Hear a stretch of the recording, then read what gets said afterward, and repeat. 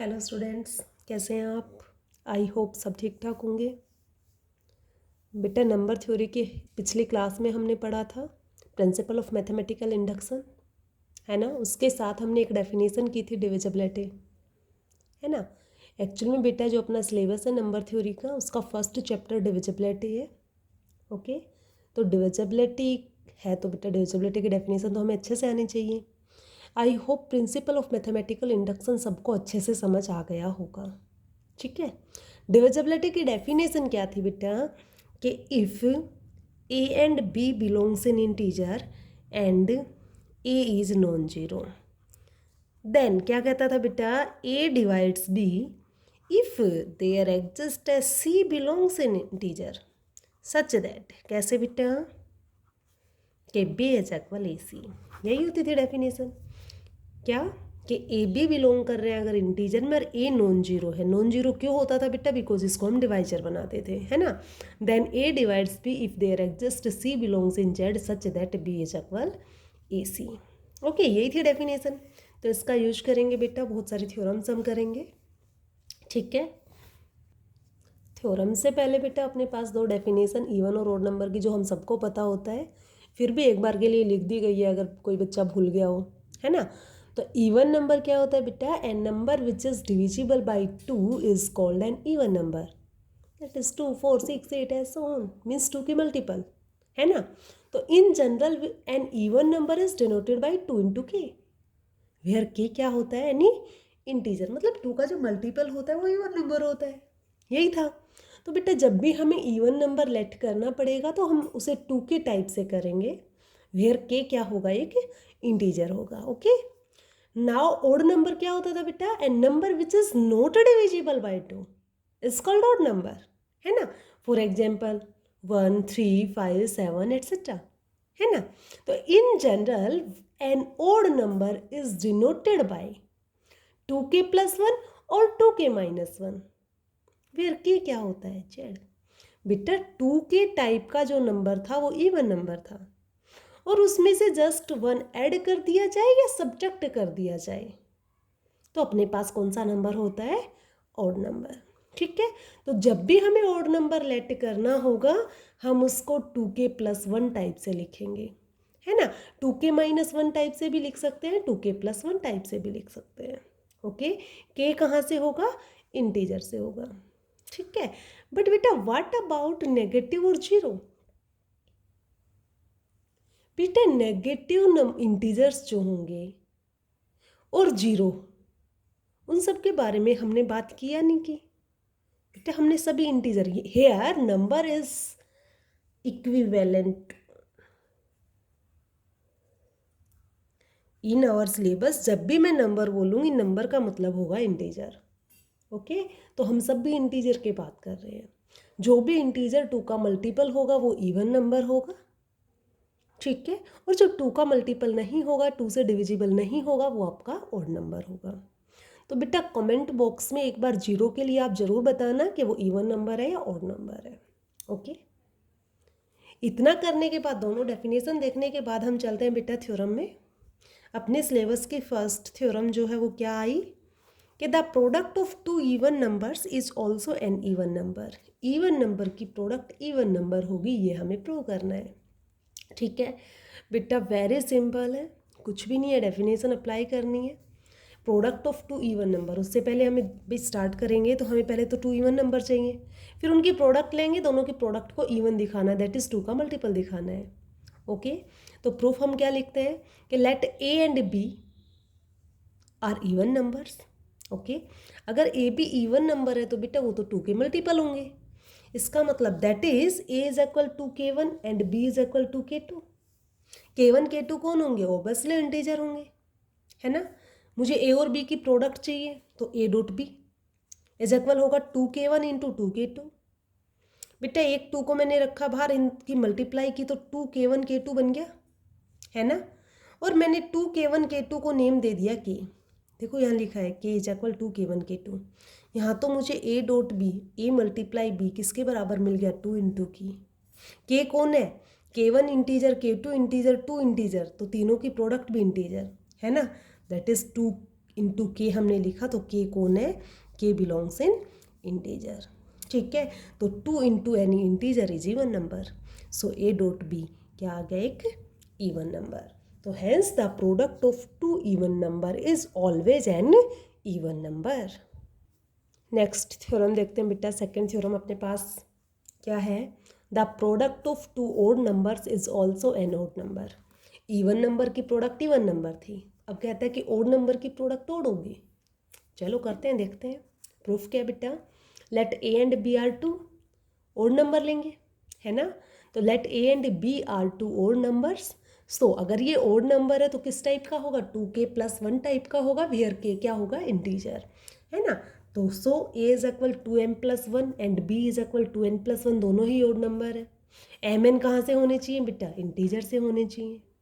ठीक है, ए और बी की प्रोडक्ट हमें देखना है, ओड नंबर होगी, सही है। तो a dot b is equal हो गया, ए कौन था 2m+1, बी कौन था 2n+1, दोनों की प्रोडक्ट करेंगे तो बेटा यहाँ से आ गया ये 4mn प्लस ये 2m प्लस 2n+1, है ना। इन तीनों टर्म्स में से बेटा 2 आ रहा है कॉमन। अब 2 into 2mn plus m plus n, और प्लस में बच गया 1। अब बेटा what about this, m n कौन थे, इंटीजर थे। दो इंटीजर का सम इंटीजर होता है, प्रोडक्ट इंटीजर होती है ना। तो this is integer, integer, integer, तीनों का सम भी क्या होगा, इंटीजर, और उसको मैंने नेम दे दिया के। ओके, तो ये आ गया 2k+1, वेयर के कौन है, इंटीजर है। ओके, तो 2k+1 टाइप का एलिमेंट तो बेटा ओड नंबर होता था, है ना। तो ए डॉट बी क्या आ गया बेटा, 2k+1 which is an odd number. Okay, तो दोनों की प्रोडक्ट क्या आ गई, odd number. So product of 2 odd numbers is also an odd number. Okay, तो यहाँ से हमने 2 थ्योरम किए। क्या पता चला, इवन नंबर की प्रोडक्ट ऑलवेज इवन होती है, ओड नंबर की प्रोडक्ट ऑलवेज ओड होती है।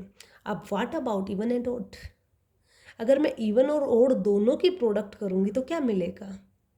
ओबियसली बेटा सबको पता है इवन मिलने वाला है, बट उस चीज़ को प्रूव करना है। तो थर्ड थ्योरम क्या आती है अपने पास, the product of an even number with an odd number is always even. Even number की ओड नंबर के साथ प्रोडक्ट ऑलवेज इवन होगी। प्रूफ देखते हैं बेटा, एक इवन नंबर लेंगे, दूसरा ओड नंबर लेंगे, तो let a be the even number and b the odd number.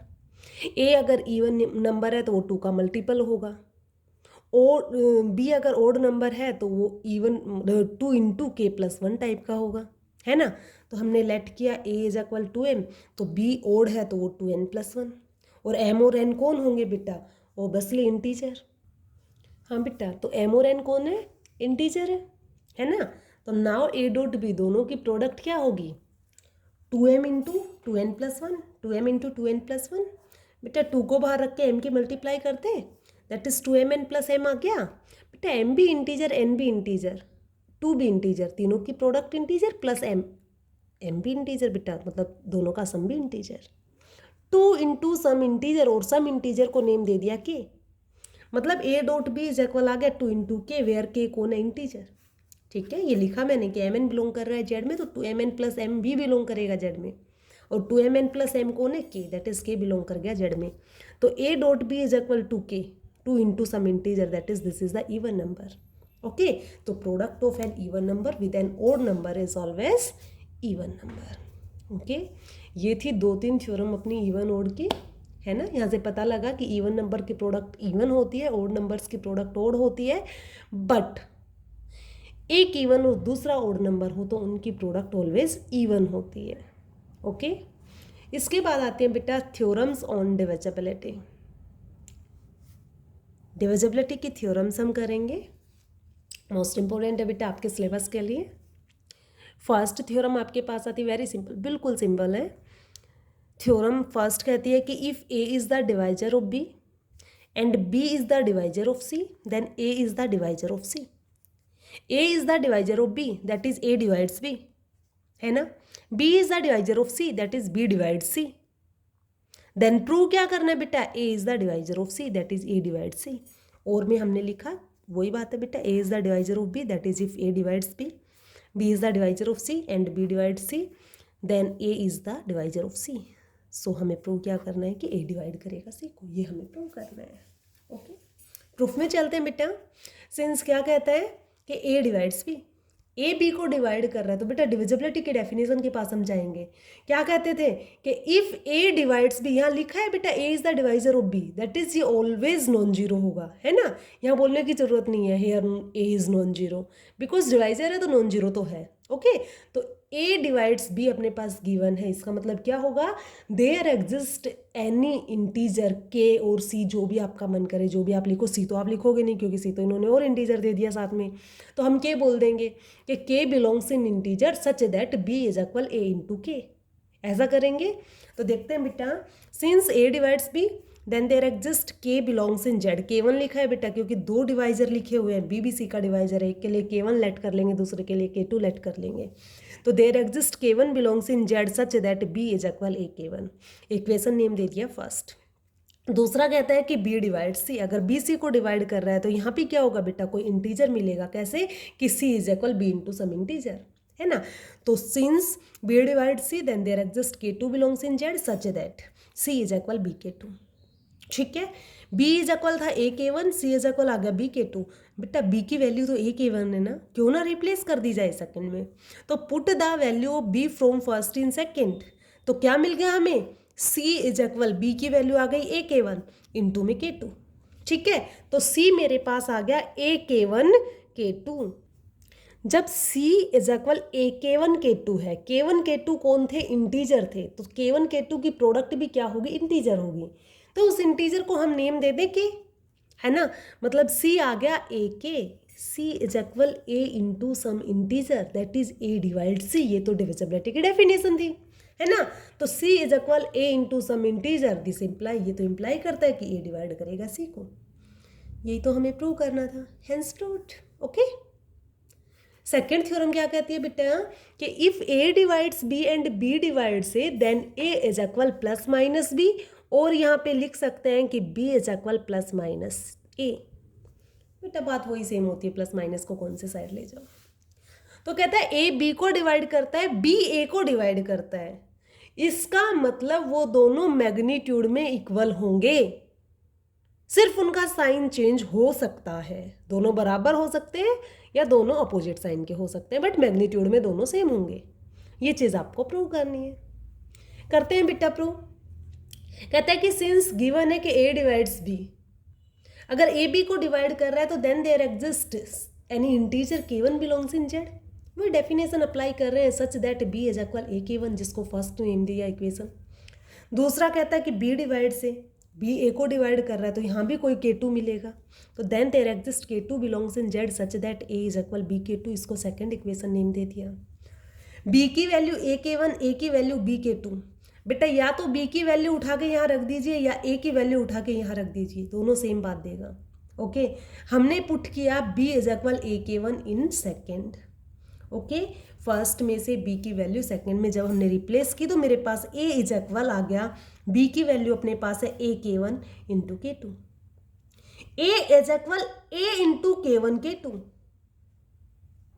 बेटा a is equal a into some integer, और भाई ये तो 1 ही होगा ना, 1 इंटू ए इज इक्वल ही तो ए होता है ना। इसका मतलब जो ये k1 k2 है बेटा ये तो 1 है, और दो इंटीजर की प्रोडक्ट 1, इसका मतलब या तो दोनों 1 या दोनों -1, है ना।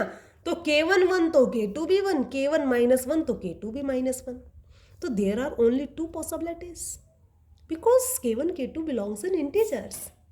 ओके बेटा, इंटीजर के बजाय रियल नंबर बोलते तो बहुत सारे हो सकते थे, है ना। किसी का भी उसके रेसिप्रोकल के साथ मल्टीप्लाई 1 होता है, 1/2 की 2 से मल्टीप्लाई 1 होती है, 1/3 की 3 से मल्टीप्लाई 1 होती है, बट यहाँ पे रियल नंबर ना हो के इंटीजर है बेटा। k1 k2 दोनों क्या है, इंटीजर है।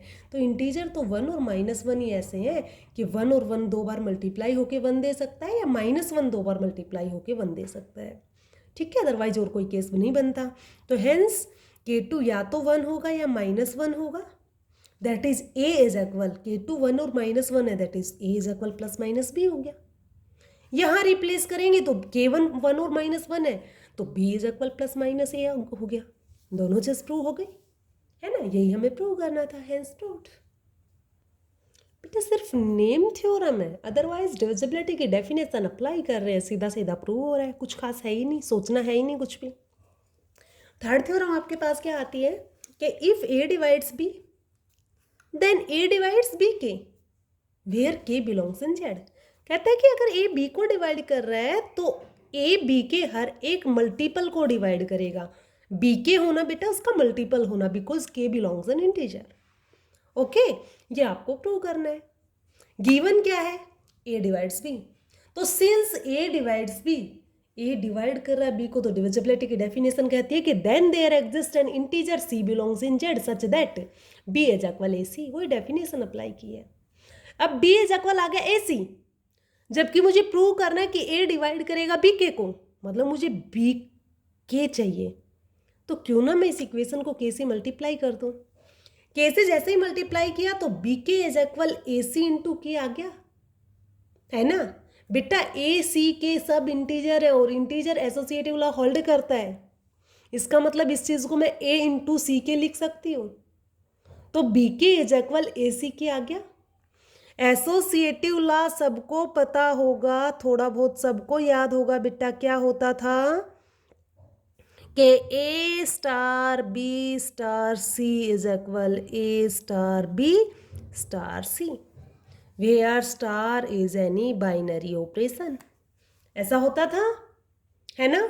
इंटीजर इस एसोसिएटिव लॉ को फॉलो करता था कि ब्रैकेट इधर उधर करने से कोई दिक्कत नहीं होती, मल्टीप्लाई करो इंटीजर्स की, सेम रिजल्ट आता है। ओके, तो हमने ए आगे लिया, इंटू सी के छोड़ दिया, सी भी इंटीजर के भी इंटीजर, दोनों की प्रोडक्ट इंटीजर, और उस इंटीजर को हमने नेम दे दिया डी, तो बी के इज इक्वल आ गया ए इंटू डी। बेटा ए इंटू डी मतलब ए जो है वो डिवाइड करेगा इसको, जो भी आपका लेफ्ट हैंड साइड में होगा उसको। ऐसी तो थी डेफिनेशन, ए इंटू सम इंटीजर, इसका मतलब ए डिवाइड करेगा बी के को, है ना। That is a divides b k, जो कि हमें प्रूव करना था, है ना। तो हेंस प्रूव्ड, यही तो प्रूव करना था कि ए डिवाइड करेगा बी के को। ठीक है, नेक्स्ट थ्योरम आपके पास आती है बेटा कि if a divides b and a divides c then a divides b plus c and a divides b minus c. कहता है कि ए अगर बी को डिवाइड कर रहा है, ए सी को डिवाइड कर रहा है, तो बी और सी दोनों के सम और डिफरेंस को भी डिवाइड करेगा। बेटा दोनों अलग अलग लिख दिए, दोनों को साथ प्रूव कर देते हैं, बिल्कुल सिंपल है, वेरी सिंपल। क्या गिवन है कि if a divides b and a divides c, तो first since a divides b, so there exists k1 belongs in z such that b is equal a k1, divisibility की definition है। दूसरा कहता है कि a डिवाइड कर रहा है c को, तो वही then there exist k2 belongs in z such that c is equal a k2, divisibility की डेफिनेशन है बेटा। ये तो दोनों को नेम दे दिया फर्स्ट सेकंड इक्वेशन, तो फ्रॉम फर्स्ट एंड सेकंड दोनों को ऐड कर दूं मैं, तो b plus c is equal a k1 plus a k2 आ जाएगा। दोनों को सब्ट्रैक्ट कर दूंगी तो b minus c is equal a k one minus ए के टू आ जाएगा। दोनों को साथ लेके चल रहे हैं, जैसा कि पहले ही बोल चुकी, तो b plus minus c is equal होगा यहाँ पे भी ए के वन प्लस माइनस ए के टू आ जाएगा।